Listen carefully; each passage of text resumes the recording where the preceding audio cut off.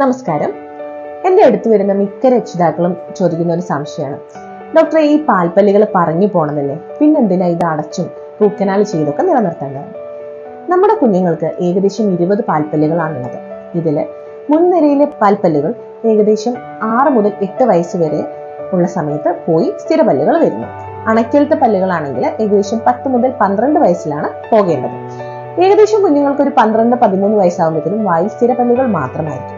ഇതിന് വളരെ മുൻപേ എന്തെങ്കിലും കാരണവശാൽ പാൽപ്പല്ലുകൾ നഷ്ടപ്പെട്ടാൽ അടുത്തുള്ള പല്ലുകൾ ചെരിയുകയും ആ സ്ഥലം കുറയുകയും ചെയ്യും. അപ്പോൾ സ്ഥിരപല്ലുകൾ വരുമ്പോൾ നിര തെറ്റി വരാനുള്ള സാധ്യത കൂടുതലാണ്. നമ്മുടെ കുഞ്ഞുങ്ങളുടെ പാൽപ്പല്ലുകൾ കൃത്യസമയത്ത് പോയി കൃത്യസമയത്ത് തന്നെ സ്ഥിരപല്ലുകൾ വരികയാണെങ്കിൽ പല്ലുകൾ നിരയോടുകൂടി വരുന്നതായിരിക്കും.